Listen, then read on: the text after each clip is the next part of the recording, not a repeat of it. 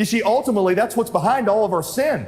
There's something you place a greater weight on than you do upon God. And see, if you try to correct the behavior without first correcting the heart, then you'll just end up using God at best. You'll serve God because you want to get something from him, not because you love him.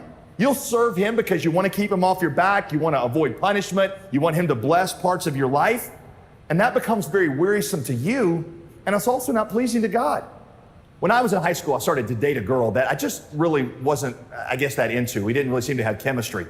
We never had what we call back then the DTR, the determine the relationship talk.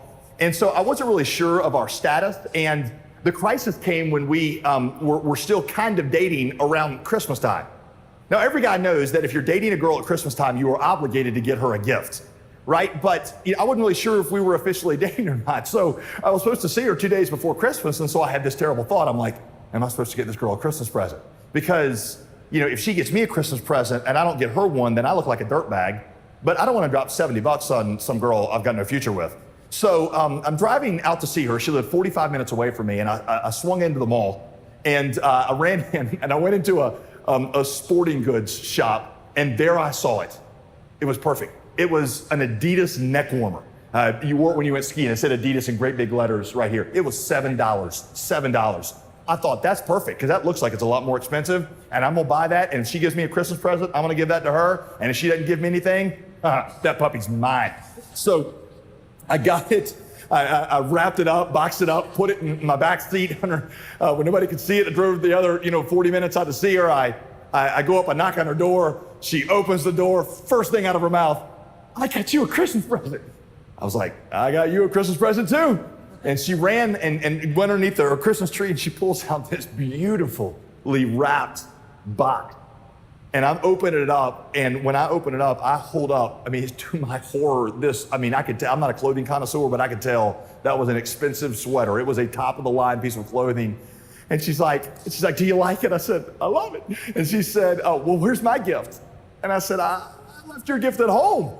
Of course, it's in the back seat of my car, but I'm thinking, then I get to go home, and then I get to go out and buy a new gift and mail it to her. She said, we really don't have any plans tonight. My parents aren't here, so we can't stay here. So maybe I haven't seen your parents in a long time. Maybe we should drive back to your house and you could just give me the gift there. I said, that sounds like a great idea. And so we get in the car, drive 45 minutes home. I walk into my house. I told her, I was like, would you wait here for a minute? I go in to see my mother, and I'm like, Mom, do we have anything that we were going to give to, I have a younger sister who's 3 years younger than me. So do we have anything we were going to give to her that she didn't know about yet? And my mom said, she said, what? I said, I don't care, just something that costs like $50 or something. So my mom goes digging through the closet, comes up with something, puts it in a box, put this girl's name on it, takes my sister's name off, puts this girl's on. I go walking out in the thing, I'm like, here's your gift. And, she opens it up, and sure enough, it's a nearly identical in level, piece of clothing. Now, let me ask, especially you girls, let me ask you a question. This is a very upstanding girl. She's very respectable. Do you think, had she known the circumstances of that gift, do you think she would have been honored and flattered to receive it? Do you think it would have brought joy to her? No. She would have been insulted by that. She had no idea, at least until this Bible study series has come out, and she's sitting in some living room somewhere listening to this or something, but she would not have received that, because no girl wants to receive something that is given to her out of obligation. Somehow we think God is different, that God is pleased and he's glorified when we do a bunch of stuff for him that we don't really want to be doing.